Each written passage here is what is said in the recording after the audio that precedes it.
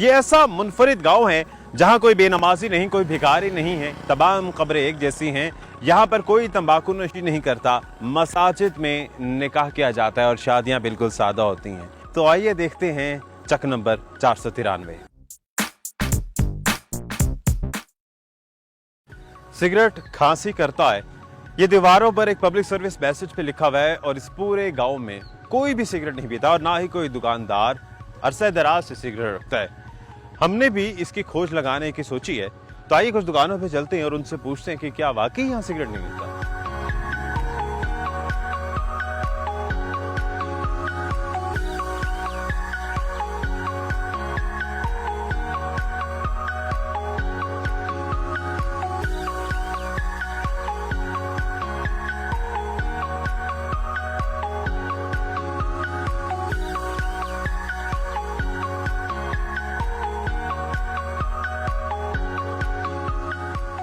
السلام علیکم۔ وعلیکم السلام۔ آپ کے پاس سے سگریٹ ملتی ہے؟ نہیں شروع سے نہیں رکھتے؟ نہیں، تقریباً 10-12 سال ہو گئے۔ اچھا، یہاں کسی اور گاؤں میں کسی دکان سے مل جائے گی سگریٹ؟ نہیں، کہیں سے بھی کوئی بھی نہیں رکھتا، لوگ مانگتے بھی نہیں ہیں؟ نہیں، سب کو پتا ہے کہیں سے مل ہی نہیں۔ اچھا، بہت شکریہ۔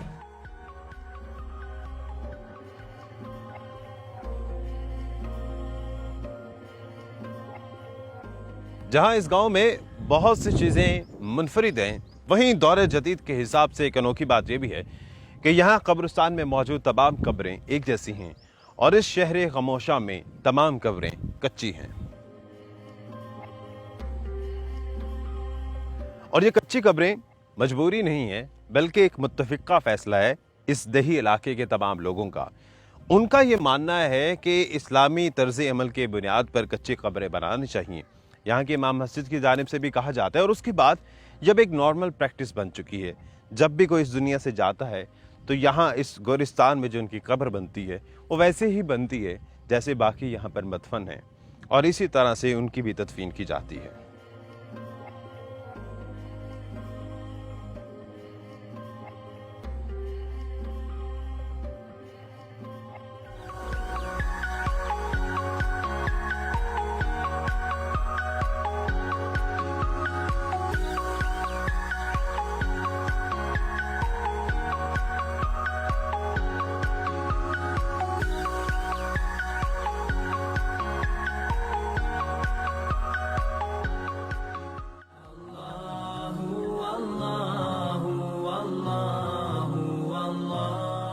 یہاں کے علماء کرام نے اس دیہی علاقے کے لوگوں کو ایسی تلقین کی کہ اب یہاں پر کوئی بے نمازی نہیں ہے اور کوئی بھکاری نہیں ہے، ہر کوئی اپنا اپنا کام کرتا ہے۔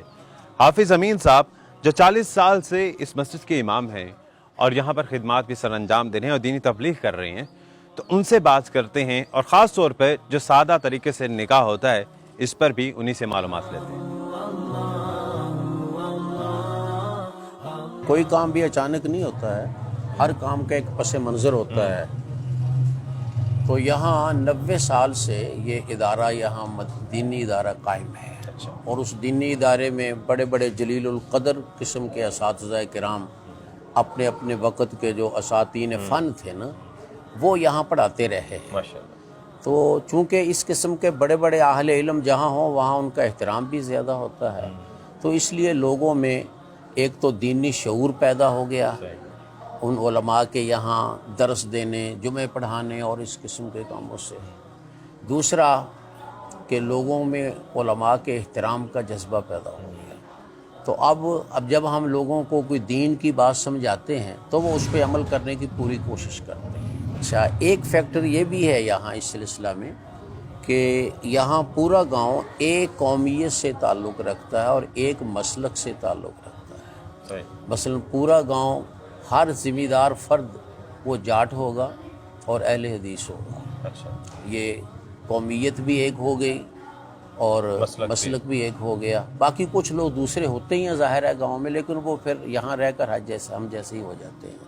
یہ بھی ایک سبب ہے معاملات میں اختلاف نہ ہونے کا یا مزاحمت نہ ہونے کا۔ تو اس لیے اب ہم جس اچھے کام کی طرف ان کی توجہ دلاتے ہیں، الحمدللہ یہ لوگ خوشی کے ساتھ اس پہ عمل کرتے ہیں۔ یہ جو آپ تبدیلیاں آپ نے سنی ہیں یا دیکھی ہیں، تو ان کا اصل وجہ یہی ہے ان تبدیلیوں کی کہ یہاں علماء کا احترام ہے، ان کی بات سنی جاتی ہے، اس پہ عمل کیا جاتا ہے. صحیح. کبھی ایسے نہیں، مثلا آپ دیکھیں گے ہماری سڑکوں میں کبھی کوئی موسیقی نہیں چلتی ہوگی، کسی دکان پہ نہیں ایسا، شادیوں پہ بھی ایسا کچھ شادیوں پہ بھی نہیں اور دکانوں پہ بھی نہیں. خواہ موبائل کی دکان ہو وہاں بھی ایسے نہیں ہوگا. اسی طرح سڑکوں میں آواز نہیں آئے گی. ٹی وی ہیں لوگوں کے پاس لیکن گھروں میں ہے. وہ گھروں میں ہم نے کہا ہے کہ آواز پست رکھیں، گلی میں آواز نہ آئے. اگر کبھی گلی میں آواز آئے، کوئی مثلا میں گزر رہا ہوں یا کوئی اور بزرگ، تو وہ روکتے ہیں کہ بھئی آواز آہستہ کرو.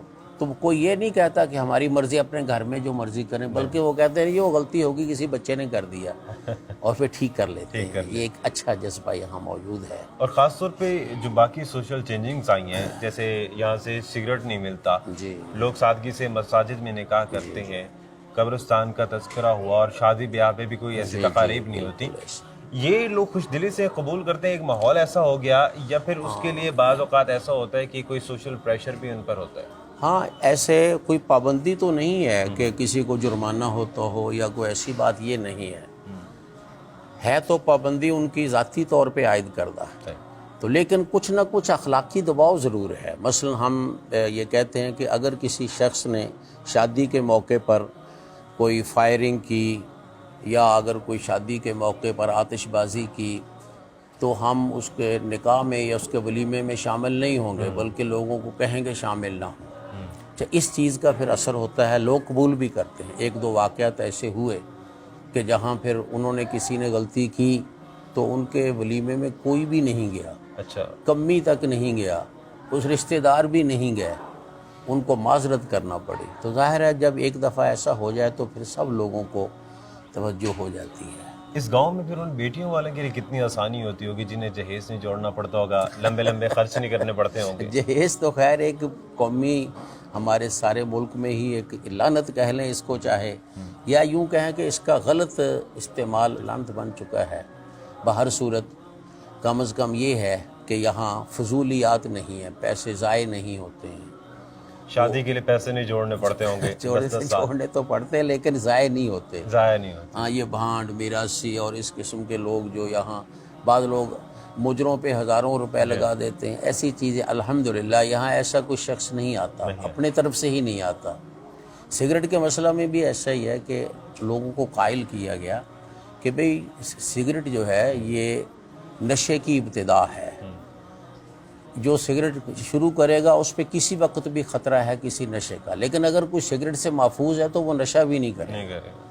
تو چلو پرانے لوگ تو جو تھوڑے بہت ملوث ہیں وہ تو ہیں، کم از کم نئی نسل کو محفوظ کیا جائے، نئی نسل کو بچایا جائے.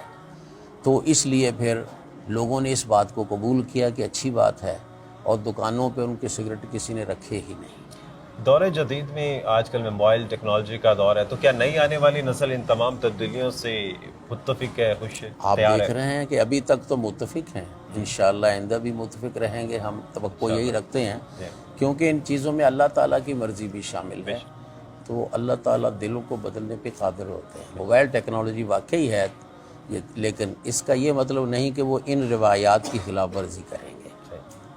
بہت شکریہ قاری صاحب آپ.